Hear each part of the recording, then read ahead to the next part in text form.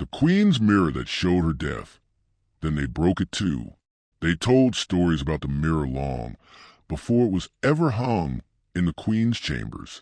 A frame of old, tarnished gold, with carvings of weeping angels whose faces had been scratched out by some hand long forgotten. No one knew who first brought it into the castle, but the servants whispered that it came from a shipwreck, salvaged from a drowned queen's cabin, found bobbing upright in the tide, as though it floated of its own will. It hung quietly for years in the royal dressing room. Queen Elira, young then, would sit before it with her ladies-in-waiting, fixing her crown and pinning her hair, laughing as the morning light streamed in.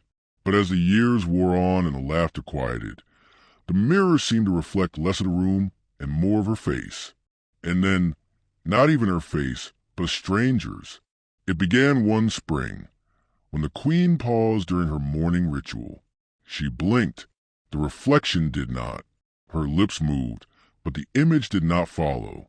She smiled, but the reflection watched her, wide-eyed and open-mouthed, as if it had forgotten what smiling meant. She dismissed it. Perhaps she had not slept well. Perhaps she was tired. But the mirror continued. Every few days, the reflection became delayed. It lagged behind her movements like a memory, trying to catch up. Then one day, it looked straight back at her even when she turned her head. Her back was to it. Yet the reflection showed her face, pale and frightened, eyes twitching as if they wanted to speak. She called for the palace glassmaker. He inspected the mirror and found no flaw. "Old glass," he said. "Warped sometimes. It's nothing." But as he left the chamber, he looked back once, just once, and when he did, his face drained of color. He never returned to the castle after that. The queen grew quiet. She spoke less. Her ministers said it was grief. Her husband had died months before, and her only son was off fighting wars in the east.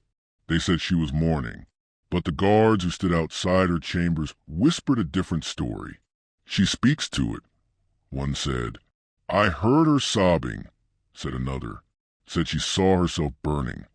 Soon she refused to look in any mirror but that one. All others were removed from the palace. When her ladies-in-waiting tried to touch the strange mirror or clean its surface, Elira flew into rage, screaming that they would break the tether. No one understood what she meant. She began to change. The queen, who once wore white silks and pearls, began dressing in black. She painted her lips crimson and wore a veil even indoors. She never blinked, never smiled, and the image in the mirror, they said, no longer matched her at all. Where she stood, still and cold, the reflection behind the glass smiled with a mouth full of blood. Then, one night, she called for her old wet nurse, a woman long retired, who had not stepped inside the royal walls in over a decade. The nurse arrived trembling, brought in from the countryside under heavy guard. She was in the room with the queen for exactly 7 minutes. When she came out, she said only, "That's not her." She died that night, hung from a beam in the stables. The guard said she did it herself, though her hands were broken and her tongue had been cut out. The queen held a ball not long after. It was a strange affair. The invitations had no wax seal. The guests were selected by name, not by rank, but by something else. Some said the queen was trying to speak to the dead. Others said she wanted witnesses. The great hall was covered in black drapes. Candles burned with blue flames, and the air stank of herbs none could name. She descended the stairs in silence, her face veiled, and walked with her hands folded over her heart. Behind her walked 2 masked children barefoot, holding ribbons of red cloth that trailed behind them like veins.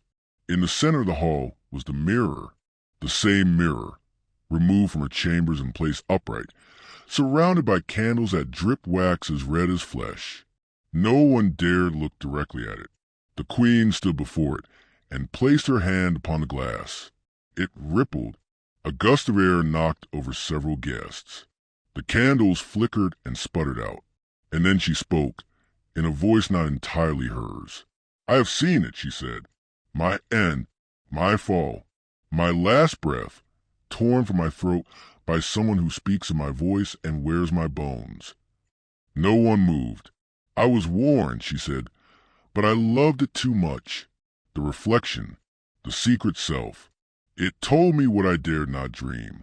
It promised me eternity. The mirror began to fog, but it lied. It is not me. It is what watches when I sleep.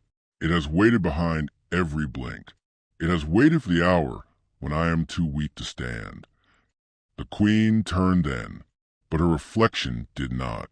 It remained where it was, hand still upon the glass, mouth still open. The crowd screamed. For a moment, less than that, it smiled. The guards rushed forward. The glass shattered. The candles burst into flame, and from the shards spilled not light or fire, but smoke. The queen collapsed lifeless. The reflection was never seen again, but the pieces of the mirror, they moved. When the servants collected them, they swore they were warm to the touch. One cut his hand and claimed he heard whispering. They buried the shards in the royal crypt under iron and salt. But some say the queen still walks the halls at night, not in body, but in glinting glimpses on polished marble, in flashes on the surface of wine goblets, in puddles of water left after rain. They say the palace is never without her now.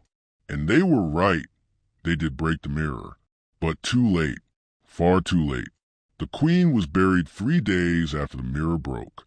Her casket was sealed in black oak, lined in lead, and bolted shut with 7 nails forged from meteor iron. The high cleric read prayers not written in any book. The choir sang backwards.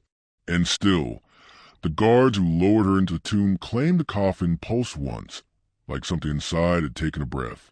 After that, the palace never felt clean again. Mirrors were banned outright, not just in the queen's wing, but in every corridor, chamber, and courtyard. Even puddles were mopped before they could reflect the sky. Servants caught polishing metal too brightly were whipped. A kitchen maid who dropped a silver plate and glimpsed a reflection in the dent screamed so loud that her throat tore.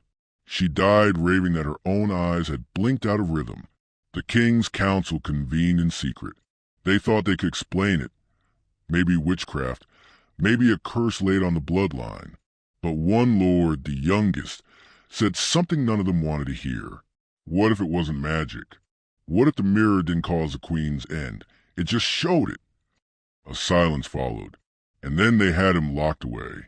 He was found 3 days later, with every mirror shard from his chamber embedded in his face. Not a drop of blood on the floor. After that, people stopped asking questions. Yet the mirror was never truly gone.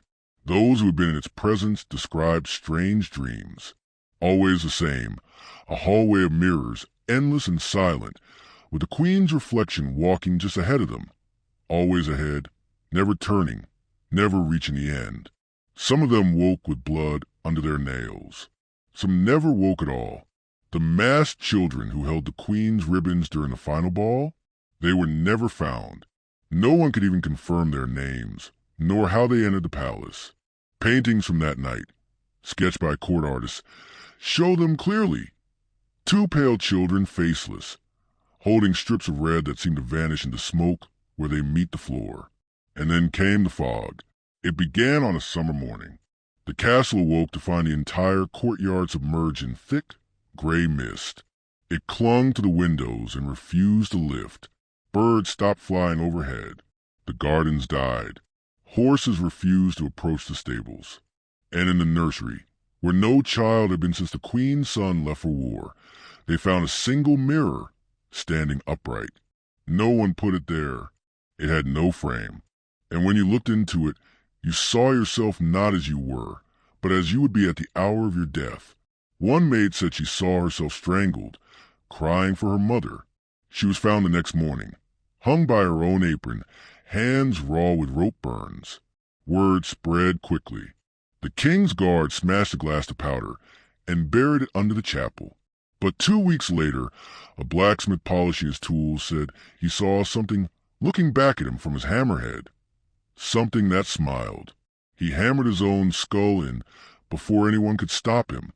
It became clear that the mirror, or whatever haunted it, had never needed glass to begin with.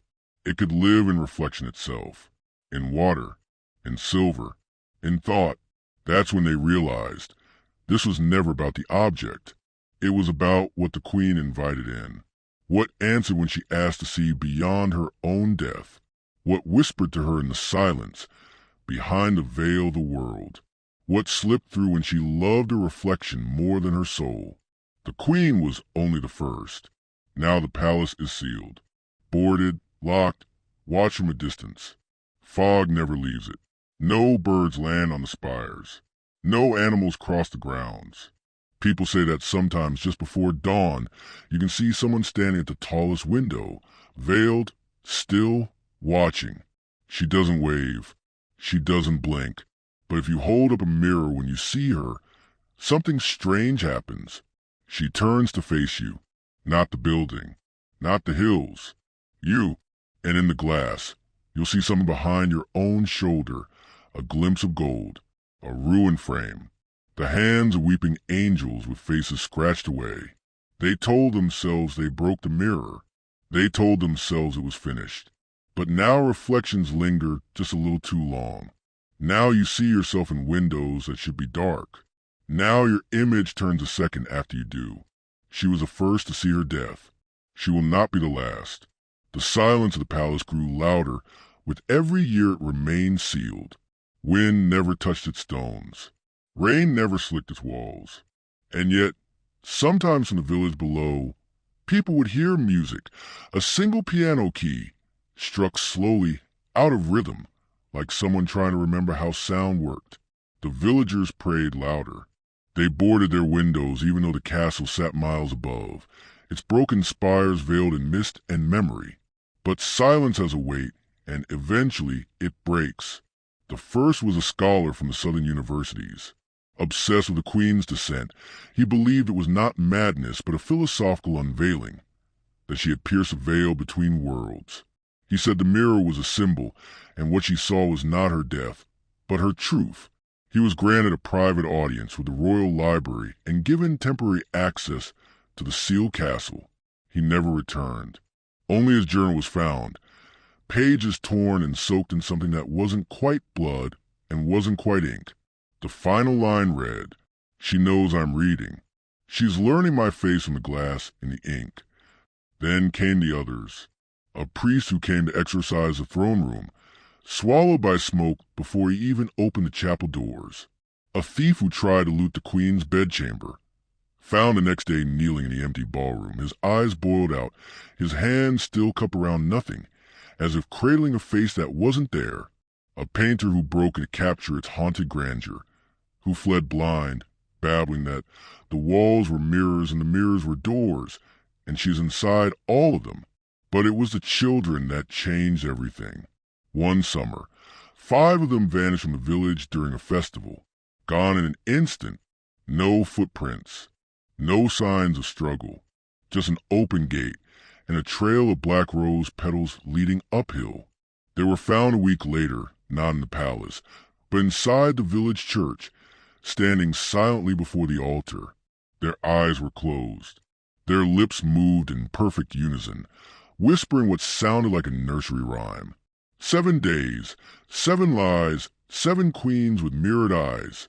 Break the glass, break the skin, let the girl with death begin. Their families wept, but none of the children ever spoke again. They never blinked either. Authorities tried to burn the castle. On the 3rd night of the siege, the sky opened, not with rain, but with ash. A black snow fell, hot to the touch. Horses panicked. The priest bled from a nose. One man struck a torch and found it extinguished by wind from inside his own lungs. And when they finally turned back, the castle looked taller, as if it had grown another floor while they weren't watching. Inside it, they said, the queen waited, not alive, not dead, not even human. She had become a reflection itself, a parasite wearing memory as a mask, a sovereign of the mirrored world, where every face is hers, every scream echoes backwards, and every truth is a trap. They say she now breeds reflections, that somewhere deep in the castle, there is a room of nothing but glass, and in every panel, a different version of you. One that watches, one that weeps, one that opens its mouth wide as yours closes. You don't need to go there to see it. Just look into any mirror when you're tired, when you haven't slept, when your face feels like a mask and your eyes sting. Look long enough and you'll see the glitch, the blink out of sync, the smile before your lips move. And if you're unlucky, if she chooses you, the reflection will linger, even after you look away. You'll see her behind you when brushing your teeth, in the window of a bus as you pass a shadowed alley, in your phone screen when it catches you off guard. The queen who saw her death, the queen who became it. And once you've seen her, you've given her something, an opening, a frame. It may not happen tonight or tomorrow, but one evening, while reaching to turn off the light, you'll see her in the corner of your eye, facing the wrong way, where your skin just slightly wrong. And as your fingers brush the switch, you'll realize your reflection isn't waiting anymore. It's coming out. The lights flicker. Your hand is still hovering near the switch, but your body won't move. Not really. Your arm is frozen midair, your lungs half full, your eyes wide. You want to turn away, to look directly at her, at the thing in the mirror, but some primal voice deep inside your bones whispers, don't, because she's not quite still anymore.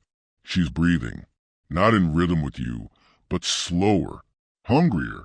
And though the mirror is only a few feet away, her reflection is closer, too close, as if she's just inches behind your shoulder. One more inch and you'd feel her breath on your neck. Then the lights go out, but the mirror glows, just faintly, like the last embers of a dying fire. Enough to see that she has stepped forward now, her face clearer, her eyes black and sunken, her mouth a little too wide, as though she's smiling with someone else's lips. You hear glass cracking softly, like ice melting across a pond. Then the sound of footsteps. Not yours. She is inside now. No scream comes when you open your mouth. Just a gasp, hoarse and empty, as if all your breath has been stolen in advance. Your legs give way.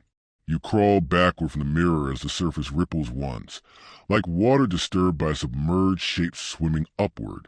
And just before you faint, just before your vision blacks out, you swear you see it, your own reflection, nailed inside the glass, pounding, mouth open in silent horror, begging you not to become her. When you wake, the room is unchanged. The mirror is whole. Your own reflection stares back, blinking when you blink, moving when you move. But something's different.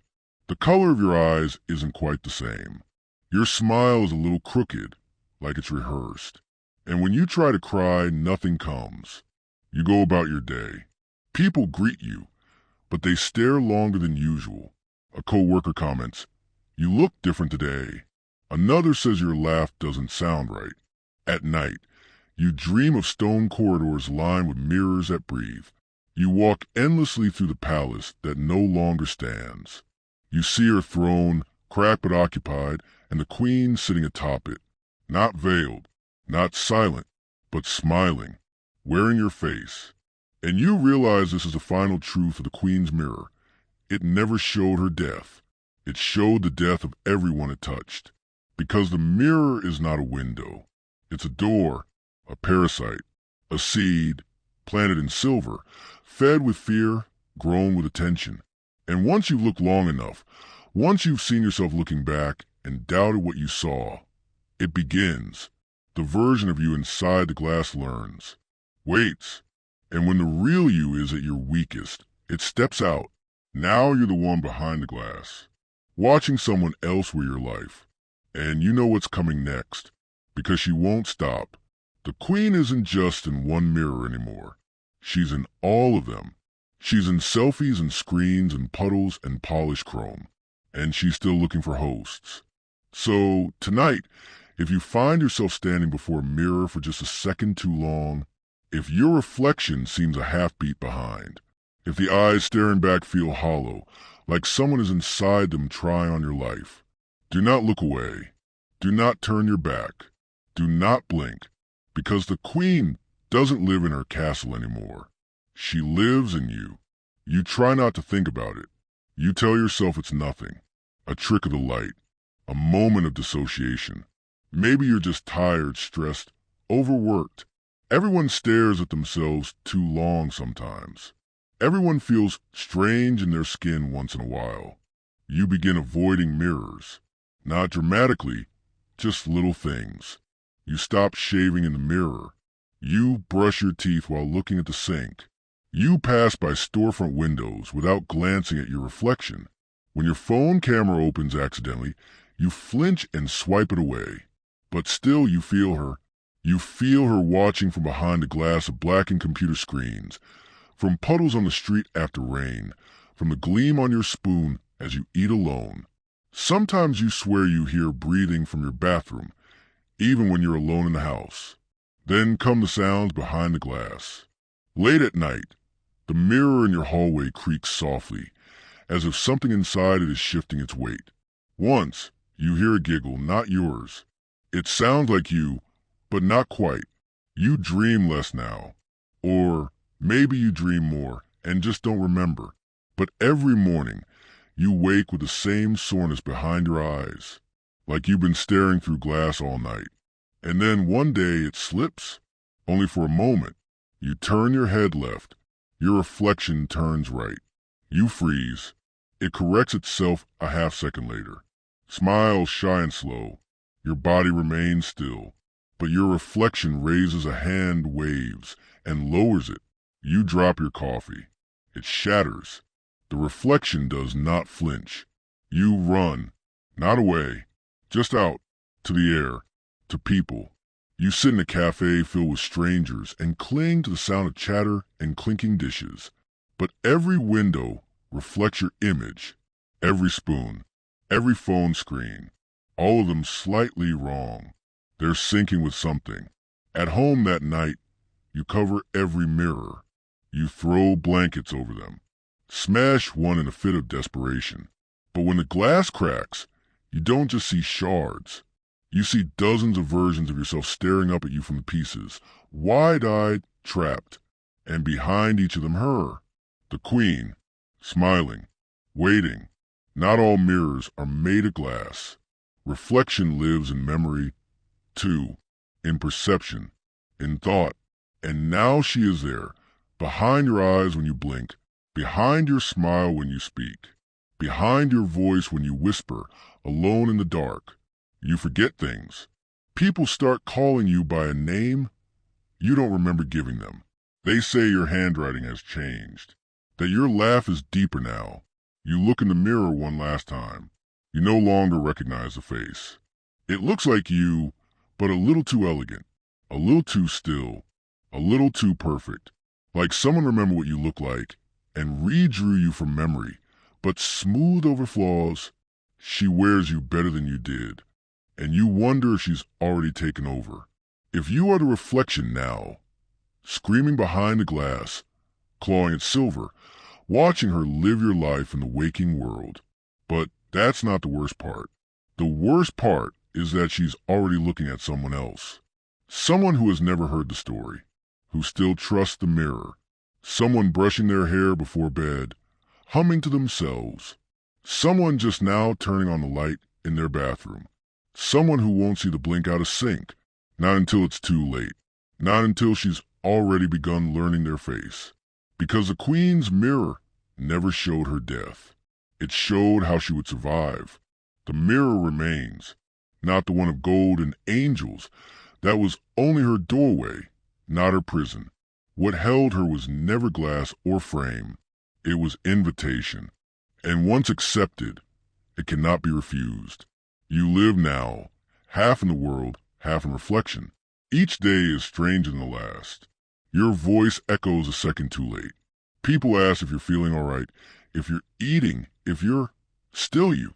You try to convince them, but you're not sure yourself. Because deep down, you know the truth. You're not the one walking around anymore. You're the one trapped behind the mirror, and she walks free. She wears your life. She loves the way people trust her. She remembers the warmth of sunlight, the taste of wine, the softness of a hug. She collects memories like jewelry, wears them beautifully. But sometimes when no one's watching, she stands in front of a mirror and you see her smirk. She remembers you, too, and you will fade, just as the queen did. The queen who asked to see her death and was given instead a path to immortality.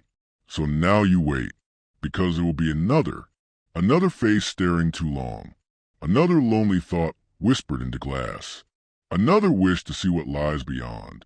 And when they do, the mirror will ripple once more, not broken, not cursed, but open. The queen survives. The reflection waits. The cycle begins again.